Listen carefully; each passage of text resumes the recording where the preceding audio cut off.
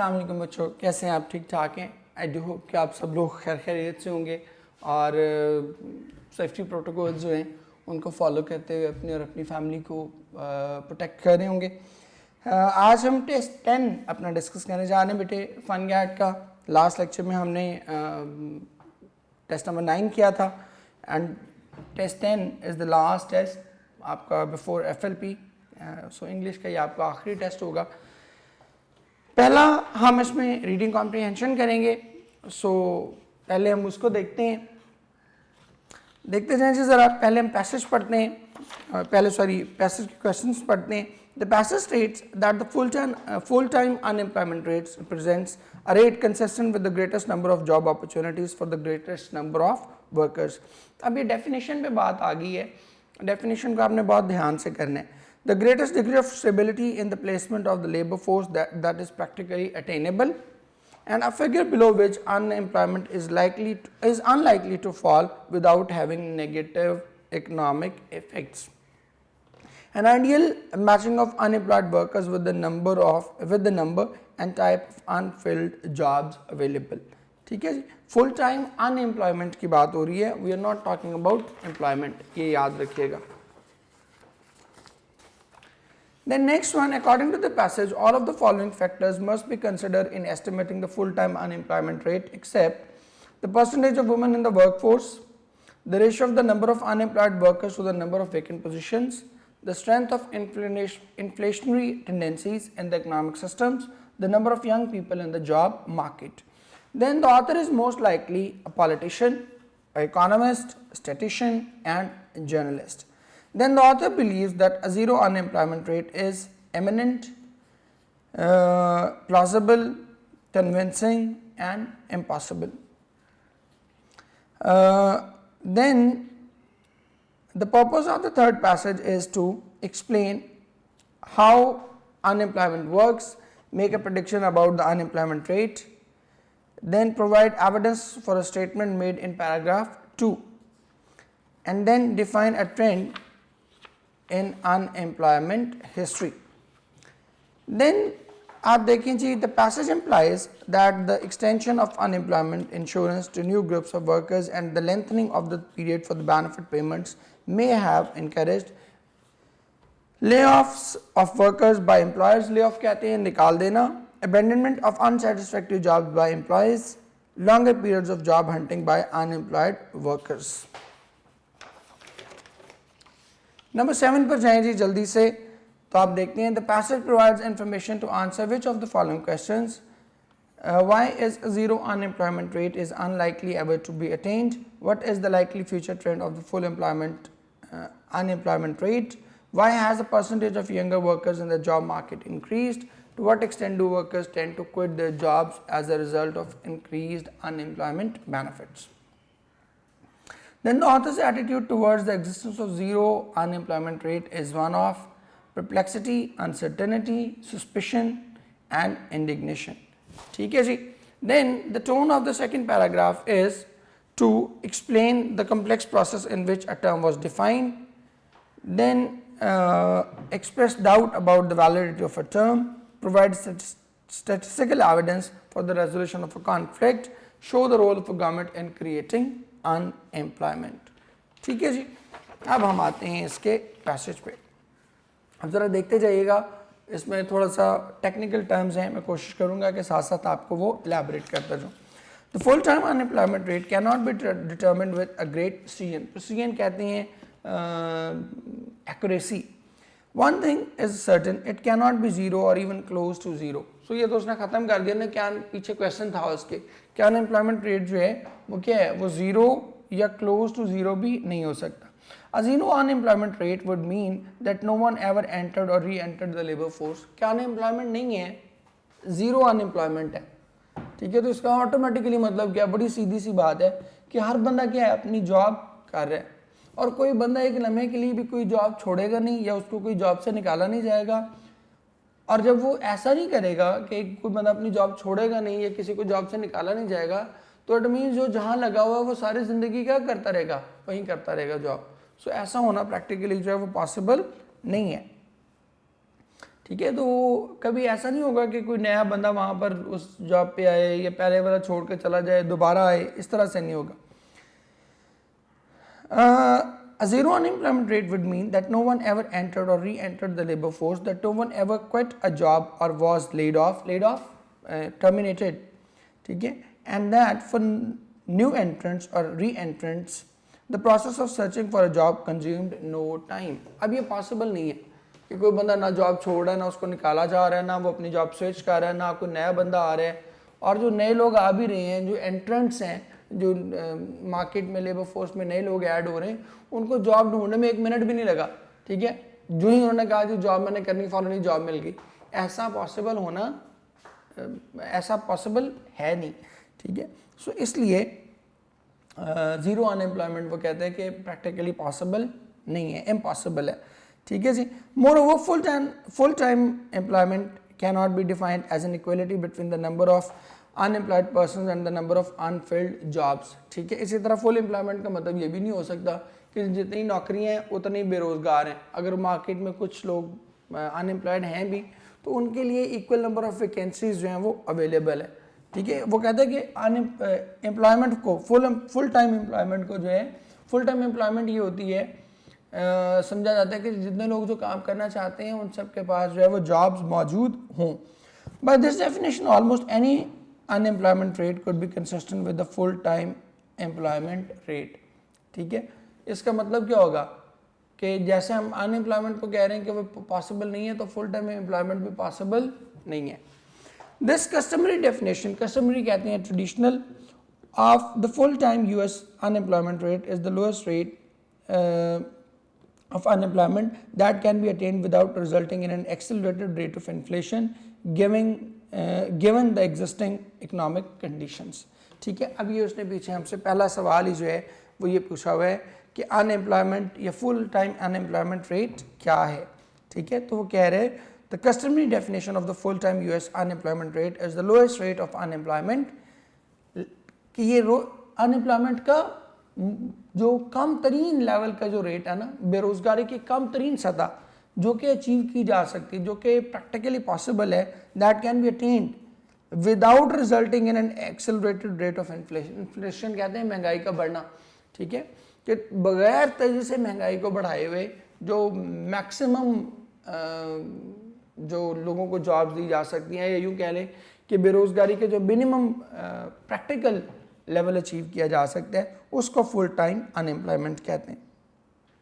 However, no one can be sure exactly what the unemployment rate is based on this definition, since it is not possible to predict exactly how great a change in the rate of inflation will be associated with any given change in the unemployment rate, ठीक है। अब चूंकि हम इतनी बड़ी massive economy में काम कर रहे होते हैं, तो आप में से आगे चल के किसी ने अगर इकोनॉमिक्स पढ़ी या उसने किसी बच्चे ने ICS के बच्चे जो ख़ास तौर पे इकोनॉमिक्स पढ़ते हैं, उनको शायद ये आइडिया हो कि एक हम टर्म यूज़ करते हैं इकोनॉमिक में, मल्टीप्लायर इफेक्ट। मल्टीप्लायर इफेक्ट क्या होता है कि जी आप थोड़ी सी इकोनॉमी में इन्वेस्टमेंट करते हैं तो तब भी वो मल्टीपल टाइम्स इन्वेस्ट हो जाती है आगे। मसलन एक छोटी सी एग्जांपल आपको दे देता हूँ कि मैं पर्सन ए को, सपोज अली को, मैं उसको एक कॉन्ट्रैक्ट देता हूँ 10 लाख रुपए का, ठीक है। अब वो 10 लाख रुपया एक बंदे की इनकम नहीं बनेगा, वो 10 लाख में सब कुछ अपने पास रखेगा, बाकी क्या करेगा अपने वर्कर्स में बांट देगा। वो वर्कर्स क्या करेंगे,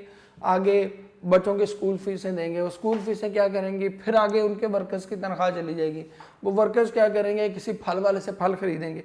तो वो जो 10 लाख मैंने दिया था वो इन इट्स टोटल इफेक्ट वो क्या होगा, वो मल्टीप्लाई होके वो 1 करोड़ बन जाएगा, ठीक है। इसी तरह जब हम कोई चीज़ मार्केट से निकालते हैं, पैसा वापस कोई शख्स मार्केट से निकाल लेता है, तो वो भी उसका इफेक्ट भी मल्टीपल टाइम्स नेगेटिव हो जाता है कि किसी ने एक फैक्ट्री बंद कर दी तो वो सिर्फ उस एक बंदे को नुकसान नहीं हुआ, फैक्ट्री ओनर को। उस फैक्ट्री में 4000 वर्कर काम कर रहे थे, क्या हुआ, वो भी डैमेज हो गए, उनकी सैलरीज भी माइनस हो गई।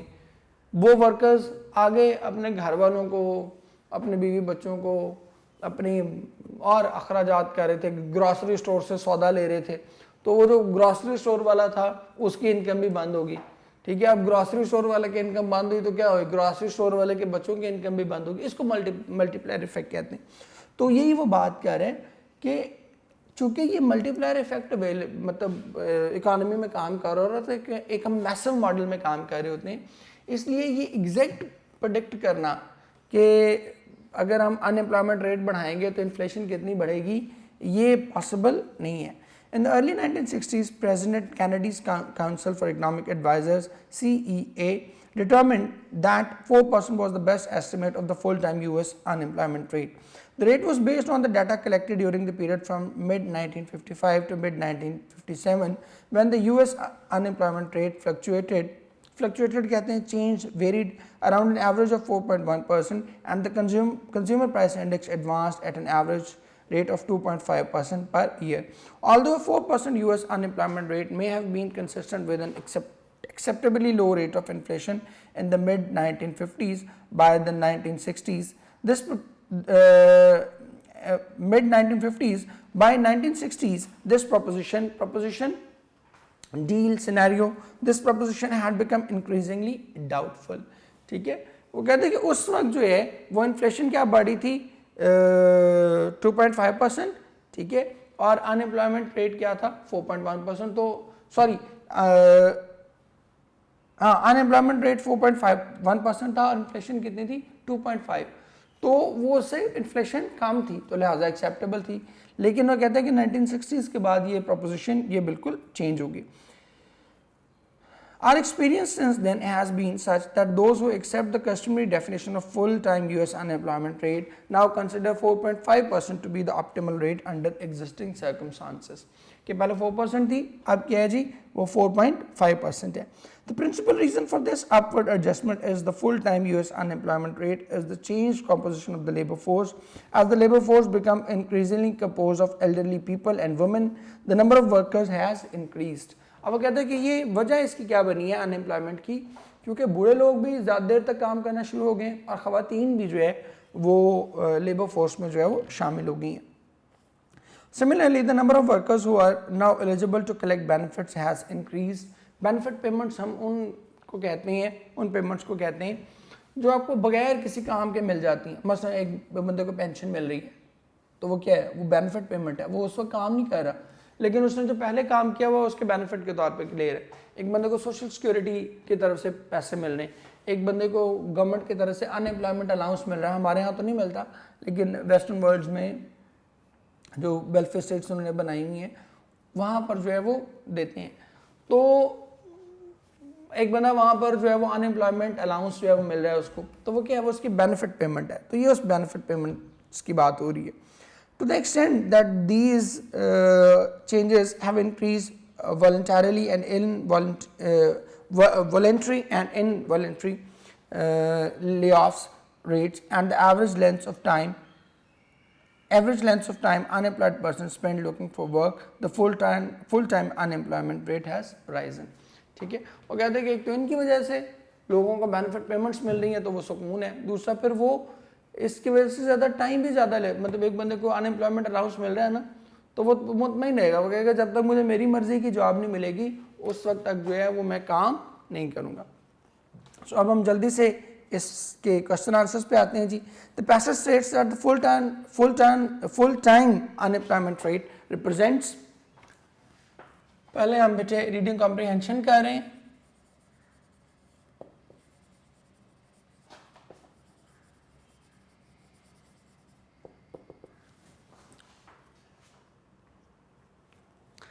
अच्छा जी, इसमें आप देखिएगा option C, a figure below which unemployment is likely to fall without having negative economic effects, पहले वाले का सी ऑप्शन है। क्योंकि उसने क्या कहा था, अनएम्प्लॉयमेंट रेट वो है कि जिस पे बहुत ज़्यादा इन्फ्लेशन ना बढ़ना शुरू हो जाए, कि वो मिनिमम प्रैक्टिकल रेट कि जहाँ पर बहुत ज़्यादा महंगाई होना शुरू ना हो जाए। आप अनएम्प्लॉयमेंट को ख़त्म करते करते महंगाई कर बैठे तो वो पूरे के पूरे सोसाइटी के लिए जो है वो क्या होती है, वो डिस्ट्रक्टिव होती है। लिहाजा वो फिगर प्रैक्टिकली जो कि पॉसिबल है without having negative economic effects. Number 2 पे जाएं जी। According to the passage all of the following factors must be considered in estimating the full time unemployment rate. ठीक है, कौन कौन से फैक्टर्स हैं जी? The percentage of women in the workforce, yes उसे तो हम करेंगे, ये याद रखें, एक्सेप्ट कह रहा है, डिटेल्ड क्वेश्चन है कि इसमें वो चीज़ आपने बतानी है जिसको हमने कंसिडर एक्चुअली नहीं करना। तो वुमेन, अमाउंट ऑफ वुमेन को तो हम लेबर फोर्स में जितनी खवातीन का तादाद है उसको तो हम इग्नोर नहीं कर सकते। नंबर सी पे देखें, the strength of inflationary tendencies, inflationary tendencies के बगैर तो आप अनएम्प्लॉयमेंट को, अभी हमने पीछे पढ़ा कि अगर अनएम्प्लॉयमेंट बहुत ज़्यादा इन्फ्लेशन कॉज कर रही है तो फिर हम उसको कंट्रोल रखेंगे। The number of young people in the market, नहीं, यंग पीपल को भी एक्सक्लूड नहीं कर सकते। तो फिर हमारे पास ऑप्शन क्या बचेगी? The only option we are left with is option B, the ratio of number of unemployed workers to the number of vacant position, क्योंकि उसने इसके बारे में पहले ही कहा था कि अगर आप ये करना बैठ जाएंगे तो फिर जैसे अनएम्प्लॉयमेंट, फुल टाइम अनएम्प्लॉयमेंट जो है उसको कहते हैं कि अचीव करना मुश्किल है, इसी तरह एम्प्लॉयमेंट, फुल टाइम एम्प्लॉयमेंट को अचीव करना भी बहुत ज़्यादा डिफिकल्ट है। The author is most likely an, अब पॉलिटिशियन तो नहीं हो सकता, स्टैटिस्टिशियन, स्टैटिस्टिक्स तो उसने कहीं भी नहीं हमें दिए सिवाय एक आखिरी पैराग्राफ के, और जर्नलिस्ट भी नहीं हो सकता, जर्नलिस्ट होता तो वो करंट अफेयर्स के बारे में करता। सो हमारे पास ऑप्शन क्या बचेगी जी? इसमें बड़ा क्लियर है कि वो क्या है, इकोनॉमिस्ट है। Then the author believes that a zero unemployment rate is, start ही में उसने क्या दिया था बड़ा क्लियरली कि वो क्या है, zero unemployment rate that is impossible, मुमकिन ही नहीं है, क्योंकि इसका मतलब है कि कोई बंदा ना जॉब में आया है ना कोई जॉब से निकला है। The purpose of the third paragraph is to, अब ये देखिएगा, एक्सप्लेन हाउ अनएम्प्लॉयमेंट वर्क्स, नहीं ये नहीं उसने बताया। Make a prediction about the unemployment rate, prediction भी नहीं उसने की, ठीक है। Provide evidence for a statement made in paragraph 2, paragraph 2 में उसने क्या कहा था कि ये जो अनएम्प्लॉयमेंट रेट है इसको फिक्स नहीं किया जा सकता, ये किसी जगह पर जो है ये स्टेबल नहीं है, ठीक है जी। सो इसकी उसने रीज़न यहाँ पर जो है वो हमें देने की कोशिश की है कि वो जो उसने कहा था ना कि जी ये हमेशा इसको एडजस्ट करना पड़ता है, ठीक है, तो उसकी उसने एक्सप्लेनेशन जो है, उसका एविडेंस जो है वो दिया है। Define a trend in unemployment history, trend तो उसने नहीं किया था, ट्रेंड तो उसने पैराग्राफ 2 में एक्सप्लेन किया था। The passage implies that the extension of unemployment insurance to new groups of workers and the lengthening of the period for the benefit payments may have encouraged, अब हमने बेनिफिट पेमेंट्स दी हैं, insurances लोगों को देना शुरू कर दिए हैं, तो इसका नतीजा क्या हुआ है? लोग सहल पसंद होंगे, लोग ज़्यादा टाइम ढूंढते हैं, लोग अपने मतलब की जॉब ढूंढना शुरू हो गए, ये हमने पीछे चीज़ें पढ़ी।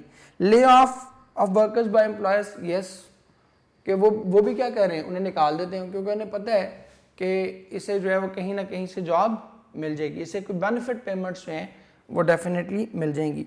Abandonment of unsatisfactory job by employees, yes, abandonment कहते हैं छोड़ देना, जो एम्प्लॉयज़ हैं वो भी अब ऐसी जॉब्स जिनसे वो सेटिस्फाइड नहीं है उन जॉब्स को तर्क कर दिया उन्होंने। Longer periods of job hunting by unemployed workers, हाँ जी, ये भी उसने कहा कि वो जो जिस जॉब से वो सेटिस्फाइड नहीं है उसके बारे में भी अब बात नहीं करते। तो हमारे पास ऑप्शन क्या बचेगी जी? ऑप्शन 1 भी है, 2 भी है और 3 भी है। सो लिहाजा हम क्या करेंगे? ऑप्शन डी चूज करेंगे। नंबर 7 पर आए जी। The passage provides information to answer which of the following question, ठीक है, किस सवाल का जवाब देता है? नंबर 7 मैं इधर लिख रहा हूं, ये ऑप्शन ए ही का जवाब देता है हमें, ठीक है। वो क्या है? Option A, why is a zero unemployment rate unlikely ever to be attained. सबसे पहले 1-2 लाइंस में जो है वो हमें इसका जवाब दे देता है कि इस पैसेज का मतलब क्या है, किस क्वेश्चन को आंसर कर रहा है ये पैसेज कि अनएम्प्लॉयमेंट, जीरो अनएम्प्लॉयमेंट जो है वो क्यों अचीव करना इम्पॉसिबल है। Then the author's attitude towards the existence of a zero unemployment rate is one of suspicion, ठीक है, कि वो इसके बारे में क्या है, डाउटफुल है कि ऐसा कभी भी होना जो है वो मुमकिन नहीं है। देन नंबर 9 पर आप जाएं तो वो कहते हैं the purpose of the second paragraph is to, दूसरे पैराग्राफ की हम बात करें, explain the complex process in which a term was defined. उसकी कम्प्लेक्सिटी की बात करता है कि हमें अंदाज़ा नहीं है कि कितना हम अगर कट लगाएंगे अनएम्प्लॉयमेंट पे या एम्प्लॉयमेंट पे तो उससे इन्फ्लेशन कितनी बढ़ेगी और इन्फ्लेशन का इफेक्ट जो है वो अनएम्प्लॉयमेंट पे क्या होगा। ये जो एक कम्प्लेक्स प्रोसेस है इसको वो डिफ़ाइन करता है। तो लिहाजा हम यहाँ पर ऑप्शन भी कौन सी चूज़ करेंगे, ऑप्शन हम यहाँ पर चूज़ करेंगे ऑप्शन ए। अब आगे आए जी, अब हम ग्रामर का कर रहे हैं, ऑल्टरनेटिव सेंटेंसेस। ऑल्टरनेटिव सेंटेंसेस की अगर हम बात करते हैं तो ये प्योरली आपके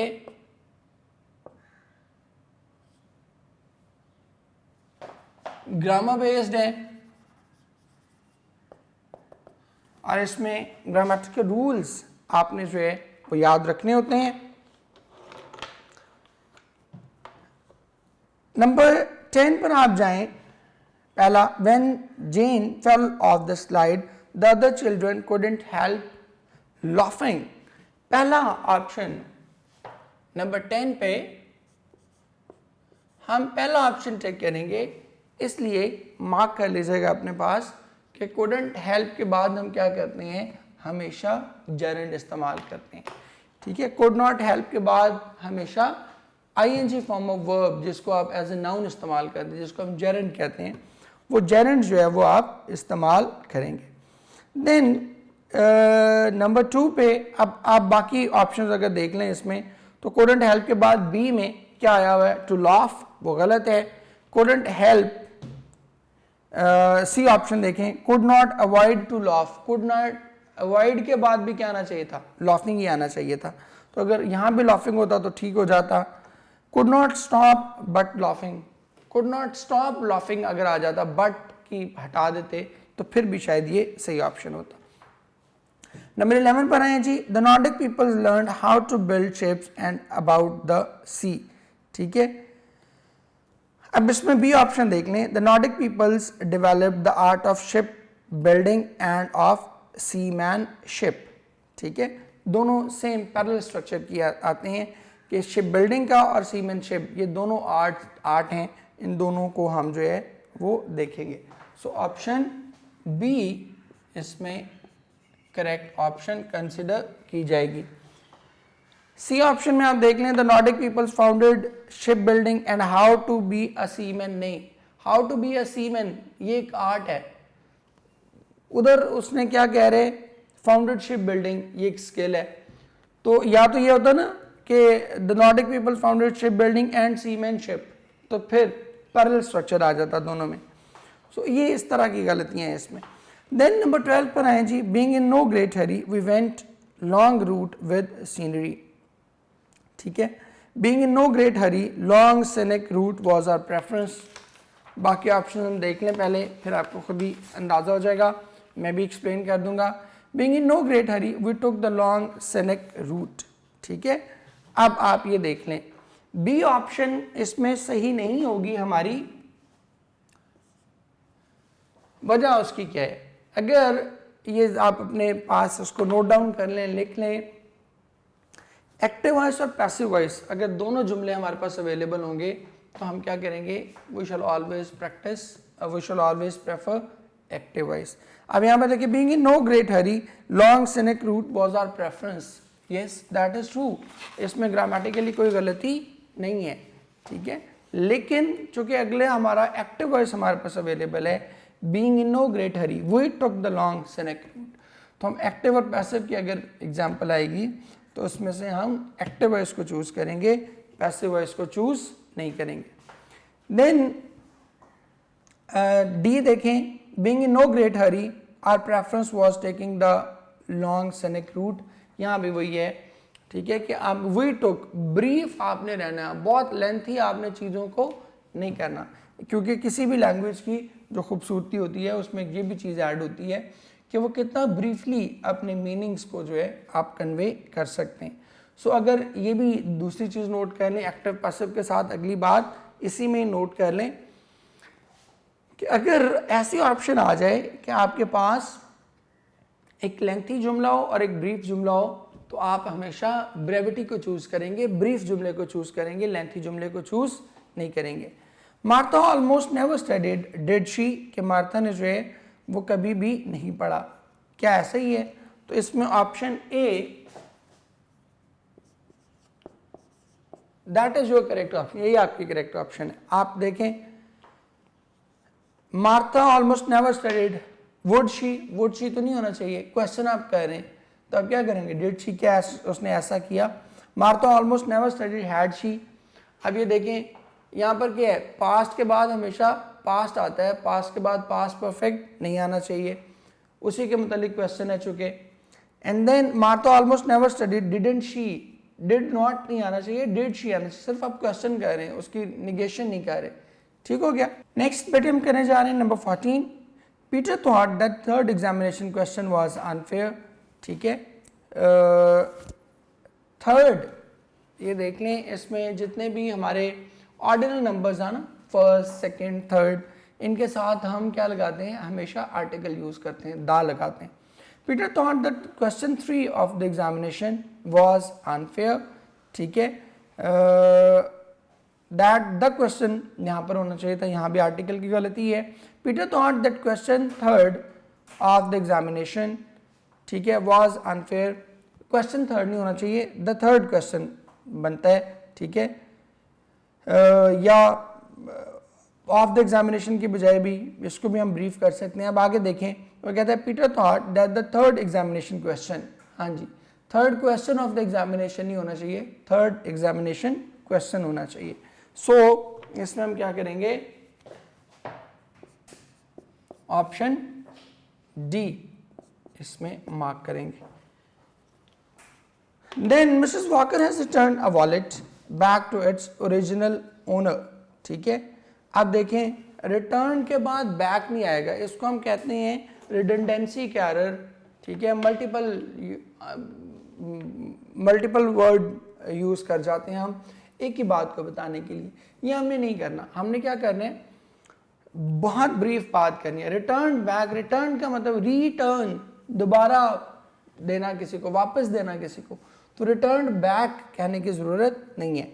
Mrs Walker has return to its original owner the wallet. ठीक है, यहाँ भी ठीक है, थोड़ा सेंटेंस स्ट्रक्चर हमारा डिस्टर्ब हो रहा है, has return the wallet to its original owner होना चाहिए था। नंबर सी पे देखिए, Mrs Walker has return the wallet to its originally owner. Originally owner तो नहीं होता, ओरिजिनल ओनर होता है। So option D will be considered the right option। Next देखें जी, नंबर 16 पे, the hospital owes the government $20 million for the construction of the new wing। ठीक है, इसमें अभी बाकी ऑप्शन हम पढ़ लेते हैं, क्योंकि ये ऑप्शन 16 में जो है ऑप्शन ए ये बिल्कुल करेक्ट है, इसलिए मैं बाकी ऑप्शंस पहले आपसे डिस्कस कर लेता हूँ। तो हॉस्पिटल ओज फॉर द गवर्नमेंट, ओज द गवर्नमेंट होता है हमेशा, ओज फॉर नहीं होता। ठीक है जी, द हॉस्पिटल ओज टू द गवर्नमेंट, ओज टू भी हम यूज़ नहीं करते, ओ के साथ हम कोई प्रपोजिशन यूज़ नहीं करते। द हॉस्पिटल ओज $20 million टू द गवर्नमेंट, यहाँ भी टू आ गया, टू द गवर्नमेंट, तो ये क्या है, ये भी गलत हो गया। तो पहली option, option A is the right option. The hospital owes the government $20 million for the construction of the new wing. Then Maria told to her professors that she could not attend classes the following week। टेल के साथ भी हम जो है वो कोई preposition नहीं लगाते। अगर आपको याद हो, मैं आपको उधर एक एग्जांपल दे देता हूँ। हम करते हैं डायरेक्ट इनडायरेक्ट में, सपोज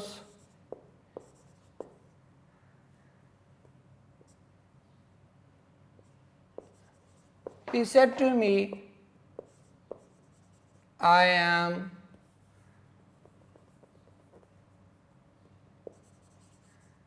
not feeling well। बड़ा कॉमन सा जुमला है।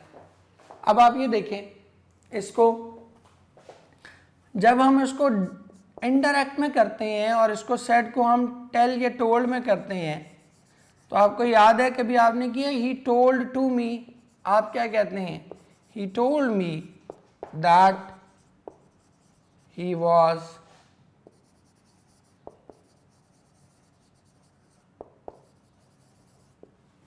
ठीक है, यहाँ पर आप क्या करते हैं, टोल्ड के बाद कोई प्रपोजिशन यूज नहीं करते, he told me that he was not.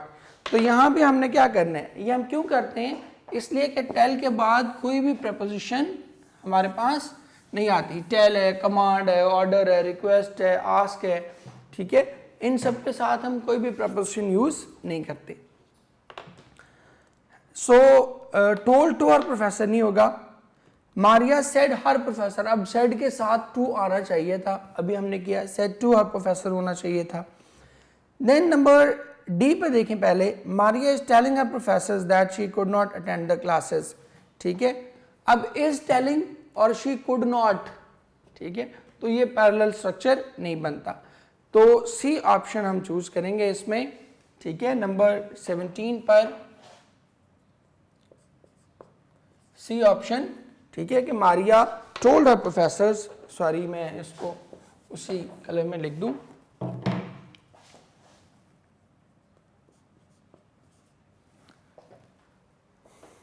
Next आप देखें जी,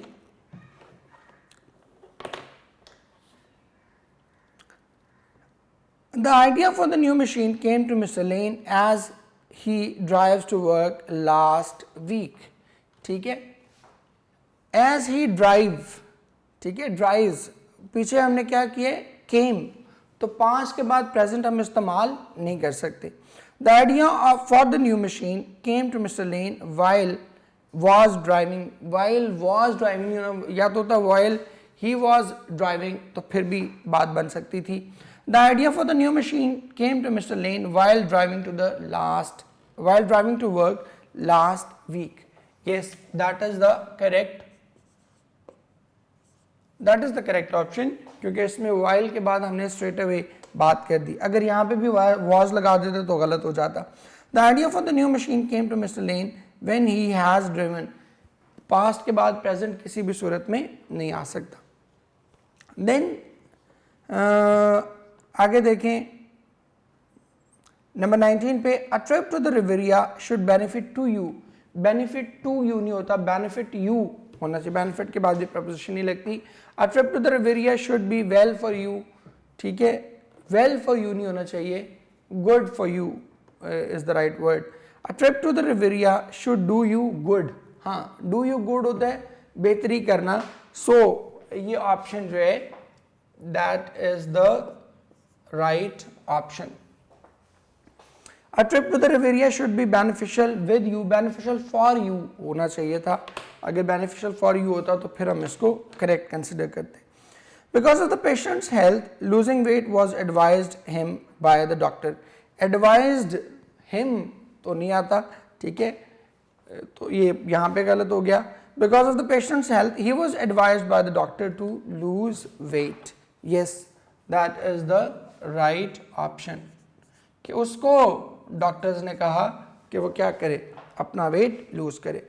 because of the patient's wealth the doctor advice was him losing weight, advice to him होना चाहिए था, ठीक है। Then because of the patient's health lose weight was what the doctor advice, losing weight होना चाहिए था, ये नहीं हो सकता। अच्छा जी, अब हम आते हैं नेक्स्ट अपने क्वेश्चन पे, बड़ा डिफरेंट क्वेश्चन है, एंट्री में ही आप इसको देखते हैं, इसको हम कहते हैं spot the error. Spot the error क्या है कि चार गलतियां आपको दी होंगी, हमने पहले भी किया था, इसको डिस्कस भी किया था अपने लेक्चर्स में। स्पॉट द एरर में चार गलतियां दी होंगी और एक आपने पिक करनी होगी। In spite of the tenants objection, the apartment manager decided to rise the rent by $40 per month.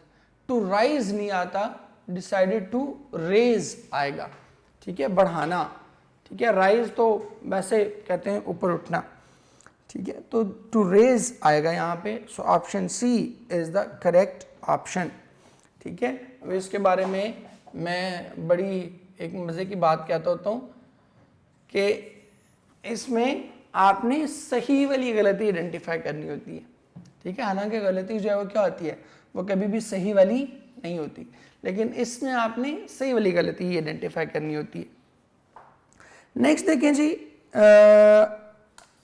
Writers like William Shakespeare and Edgar Allan Poe are not only prolific but too interesting. ठीक है, but खाली इस्तेमाल होता है, not only के बाद जो है वो बट ऑल्सो हम इस्तेमाल कर सकते हैं, बट टू इस्तेमाल नहीं करते। So option D will be are correct option. मतलब करेक्ट ऑप्शन से मुराद ये है कि ये सही वाली गलती है, असल गलती जो है वो ऑप्शन डी में है, ना ए में है, ना बी में है और ना ही सी में है। आगे देखें जी, it is more important that he speaks to the dean before leaving for his vacation. अच्छा, अब ये प्रेजेंट सब्जेक्टिव है, इसको थोड़ा सा आप समझ लें। कुछ वर्ड्स वो होते हैं जो इम्पॉर्टेंस या अर्जेंसी को शो करते हैं, ये बहुत कम स्ट्रक्चर यूज़ होता है, सिर्फ एंट्री टेस्ट में हम इसको इस्तेमाल करते हैं। कुछ ऐसे वर्ड्स जो कि मैं बोल रहा हूँ, आप नोट कर लें अपने पास। कुछ ऐसे वर्ड्स जो कि इम्पॉर्टेंस को शो करते हैं, अर्जेंसी को शो करते हैं, उनके बाद जैसे हम उसमें करते हैं ना, लेट, मेक, हेल्प में, कॉजेटिव वर्ब्स में कि हम सिंपल बेयर इन्फिनेटिव लगाते हैं, फर्स्ट फॉर्म ऑफ वर्ब लगाते हैं, तो यहाँ पे बेयर इन्फिनेटिव यूज़ होता है। वो वर्ड कौन से हैं? Important, urgent, crucial. ठीक है, इस तरह के वर्ड्स जो कि इम्पॉर्टेंस, अर्जेंसी को शो करते हैं, उसमें हम simple first form of verb लगाते हैं, एस ई एस भी ऐड नहीं करते। तो ये जुमला सही क्या बनेगा? It is important that he speak to the nation, to the dean before living for his vacation. So option B इसमें करेक्ट ऑप्शन होगी।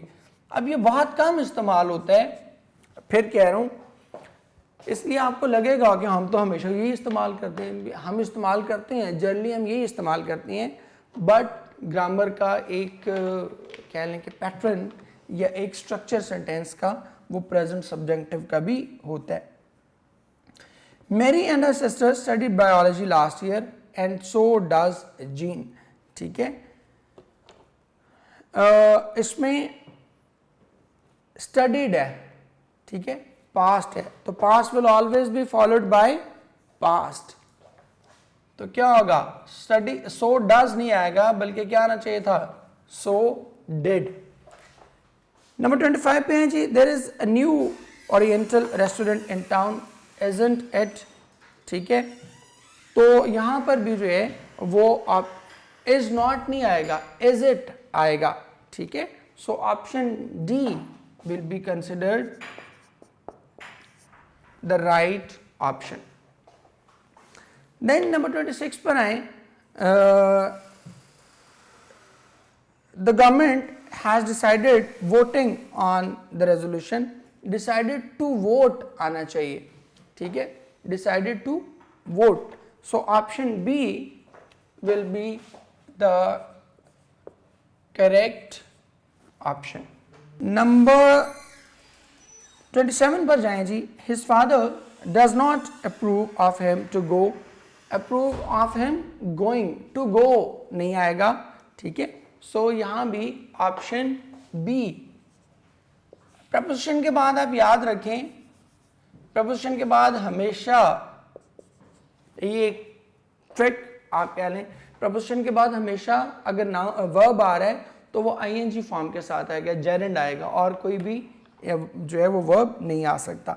At the rate the clerks were processing the applications, Harry figured that it will take 4 hours